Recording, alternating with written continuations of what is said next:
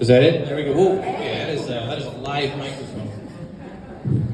I'm sure nearly none of you know who I am, which is fine. Actually, that's the way I prefer it when I'm public speaking, because then you'll just forget me afterwards. My name is Luke Arredondo, and the first time that I met Abby was in 2008. It was in October of 2008. I was dating Elena, my wife over here, and it was a wedding shower to celebrate Erica, sitting over there, and Chance. They were about to get married. Their wedding was in November 22nd. Is that right, Erica? Mm-hmm.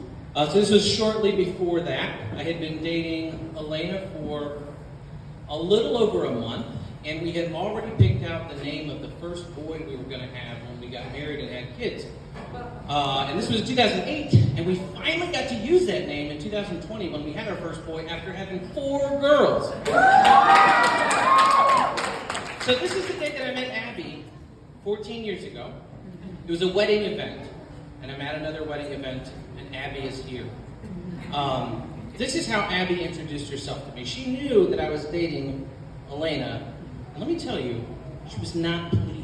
I'm not really sure why, but she was very defensive of her older sister, and she came over to me, cornered me at Old Fart's house. That's what we call the grandfather in the Gab side of the family. She says, "You're weird. I heard you speak Spanish. Yo puedo hablar en español también. ¿Cómo se llamas? Me llamo Abby." And I was like, who is Abby? Like, who is this little kid? She was fierce. And that hasn't changed at all, but our relationship is much better than it was on that day 14 years ago, I'm happy to say. So, the first time I met Abby was at a wedding event. The first time that I met Michael was at Thanksgiving. And I just had a little bit of a sense that there was something different about Michael. I'd met a couple of gentlemen who were in Abby's life at various points. None of their names stick in my mind because they were very forgettable people. So good choice, Abby. When I met Michael, I walked up to him and I looked at him in the eyes and I said, "I heard you speak Spanish. Yo puedo hablar en español también. Y you're weird."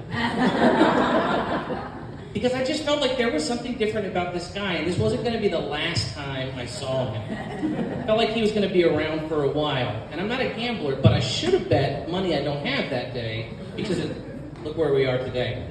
So Abby and Michael, I want to offer you a little bit of advice about marriage from only having been married for 12 years, almost 13 years. So I'm not very far down that road.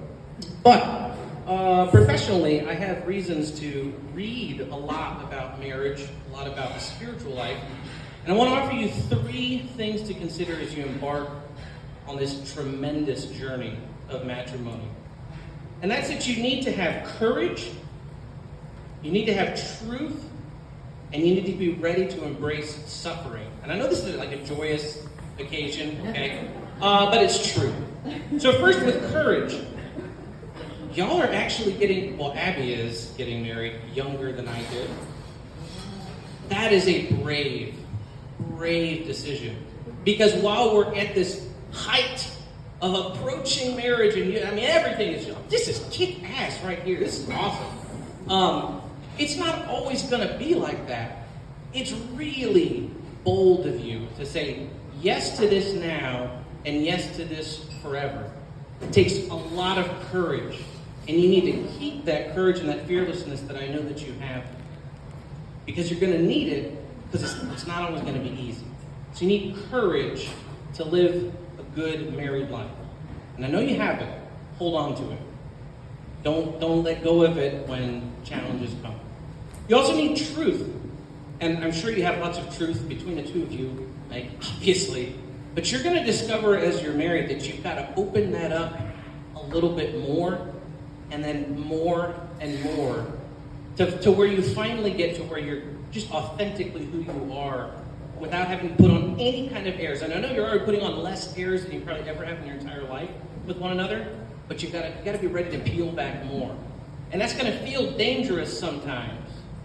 And that's where you will find great love. when you're willing to even peel back more layers. Let me give you one really silly example of this from early in our marriage. When Elaine and I had been married for about a year, we had a home. It was built in the 50s, and we had this really awesome pink toilet. And another awesome yellow toilet. And we decided we're going to replace one of these. And Elena says, "You can figure that out, right?" And I said, "Well, I bought the book.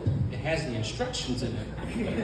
And I can follow instructions. So yeah, I can do this." I could not do that. I had no business making that repair. And we hadn't been married long enough for me to say to her, "You know what, this is a bad idea. You should fix it. Because you're way better at this than I am." And she wasn't willing to say to me, "You know what, you can't do this. You should let me do it." So I'm standing there cussing my brains out at 1 a.m., 7 hours into a 2-hour project, and she is trying to cheer me on. Because "I know you can do this, honey, you've got it." That was supportive, but it wasn't true. I did not have it. I did not have it. At this point in our marriage, 13 years in, I tell her to fix stuff. Because I know she can do it and I can't. So that's one really stupid, silly example. There's going to be layers of truth that you need to unpeel, and keep doing that. Because that's where you'll find a deeper and more profound love. The last thing I want to encourage you to get ready for is suffering. This is at the heart of marriage. The heart of marriage is dying to yourself for the sake of your beloved. And you're going to have to start making those choices that you've already made. You've already made plenty of them. But you have to keep on leaning into those. So I'm going to give you one universal piece of advice that will work well for you in your marriage. And that is to always choose what is best for the other. If you are both always willing to put the other one's good ahead of your own, you will stick through this courageous, truthful, and suffering reality that we call marriage. Congratulations.